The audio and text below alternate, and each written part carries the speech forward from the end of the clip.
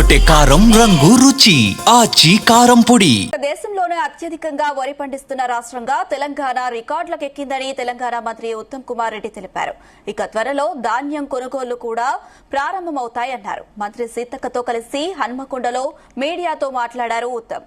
Kaleshwaram project నిరుపయోగంగా ఉండి మేడిగడ్డ, అన్నారం, సొందిల్లా బ్యారేజీల నుంచి చుక్క నీరు లిఫ్ట్ చేయకుండా తాము అధికారంలోకి వచ్చిన తర్వాత మూడో పంటలో కూడా దేశంలో అత్యధికంగా వరి పండిస్తున్న రాష్ట్రంగా తెలంగాణ రికార్డు సృష్టించిందని చెప్పారు. నీటి వాటాల విషయంలో మాజీ మంత్రి హరీష్ రావు చేస్తున్న ఆరోపణలని అవాస్తవాలే అన్నారు ఉత్తమ్. తెలంగాణ యొక్క నీటి హక్కులు కాపాడుకోవడానికి, కృష్ణా నదీ జలాల్లో మన వాటా కాపాడుకోవడానికి, గోదావరి నదీ జలాల్లో మన నీటి హక్కులను కాపాడుకోవడానికి ముఖ్యమంత్రి రేవంత్ రెడ్డి గారు కానీ నేను కానీ పూర్తి కట్టుబడును. చాలా సమర్థవంతంగా మన వాదనలు కేంద్ర ప్రభుత్వం ముందు, సుప్రీంకోర్టులో, ట్రిబ్యునల్లో వినిపించిన విషయం కూడా నేను మనవి చేస్తున్నా. కృష్ణా నదీ జలాల విషయం చెప్పాలి.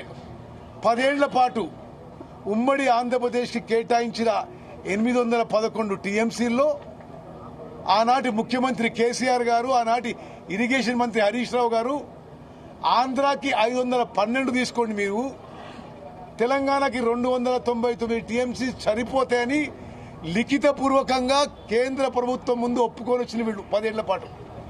మేము అధికారంలో వచ్చిన తర్వాత ఇది మాకు యాక్సెప్టబుల్ కాదు. తెలంగాణకే ఉమ్మడి ఆంధ్రప్రదేశ్ కేటాయించిన 811 టీఎంసీలో 70% నీటిని కేటాయించాలని చెప్పి మేము సమర్థవంతంగా ట్రిబ్యునల్లో వాదనలు వినిపించినాము. స్వతంత్ర భారతదేశంలో మొదటిసారి ఒక వాటర్ డిస్ప్యూట్ ట్రిబ్యునల్ ముందు ఒక ఇరిగేషన్ మంత్రి అంటే అది ఉత్తమ్ కుమార్ రెడ్డి అని చెప్పి నేను మనవి చేస్తున్నా.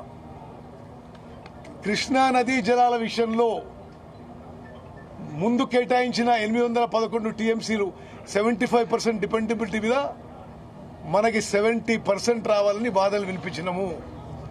అదేవిధంగా కృష్ణా నదీ జలాల్లో 65% డిపెండబిలిటీలో 1005 టీఎంసీల్లో తెలంగాణ రాష్ట్రానికి సుమారు 734 టీఎంసీలు రావాలని వాదనలు వినిపించినాము. లిఖితపూర్వక వినిపించినాం.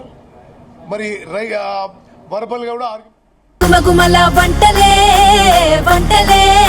తెరకొట్టే కారం రంగు రుచి ఆచి కారం పొడి.